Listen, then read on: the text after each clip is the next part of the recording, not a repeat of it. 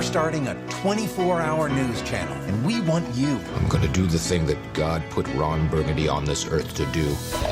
Have salon-quality hair and read the news. It's been 9 long years since Ron Burgundy and the Channel 4 News team last graced our screens, so it's with understandable trepidation that the film's fans will approach the sequel. But there's no need for them to worry, because Anchorman 2 continues the proud tradition of preposterousness, left-field hilarity, and uncomfortable nudging at frowned-upon boundaries. You might as well call it Anchorman amplified. The sequel bases itself in the 80s New York hallways of GNN, the first 24-hour news network and the new home for Ron and his team, who predictably thrive in the dawn of media fluff.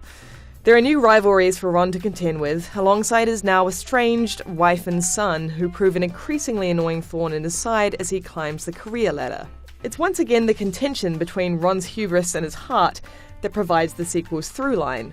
Ron's grown a little in the 9 years between movies, but not much. He's as egomaniacal in his pursuit to the top as always, and again, America's adoration of his treacly sign-outs and nonsensical ramblings casts an only slightly exaggerated eye on how we consume media. Will Ferrell, who also co-wrote the screenplay with director Adam McKay, has never been more at home wearing the tash and tie. He revels in all the Burgundyisms that we know and love, including his creative exclamations, gravitas-dripping manner of speech, and hilarious tendency to point out the obvious in bizarre situations. But importantly, that sweetness he originally imbued the character with is still there, which makes some of the film's more uncomfortable scenes, like his fumbled attempts to assimilate black culture, a little easier to swallow. And on that note, which one of you convicts with the longest record can pass me the mashed potatoes? Ron Burgundy is a man-child, but unlike the man-children of, say, grown-ups too, his immaturity rarely irritates and never descends into nastiness. The rest of the Channel 4 News team do a fine job against Ferrell's freewheeling main act, although all but Steve Carell's Brick are underutilised. Paul Rudd's Brian Fantana gets a couple of good bits, but his character is mostly shoehorned into old gags, while David Koechner's Champ Kine starts off strong, but fades quickly into the background. But hey, it's no big loss, as Carell's Brick has always been the favourite. And this time he gets his own romantic subplot, involving an equally hilarious Kristen Wiig, whose flightiness is a great match for his unique brand of boyish insanity. Some of the film's strongest scenes involve these two trying to emotionally and awkwardly, physically connect.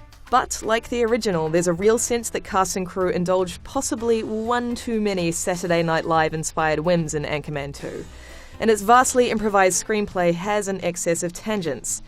Those that work brilliantly in that bizarre Anchorman way, while those that fall short lend to a feeling of excess length, and its midsection in particular feels overstuffed. Elsewhere, old jokes don't always make a welcome return.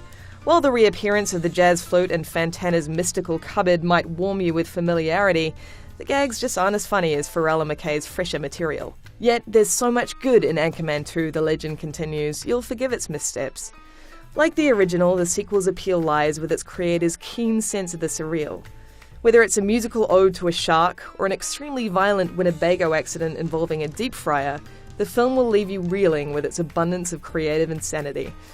Most importantly, it's likely you'll be dining out on quotes for days after you leave the theatre. Let's hope we don't have to wait another 9 years for the next one. IGN is giving Anchorman 2, The Legend Continues a 7.8.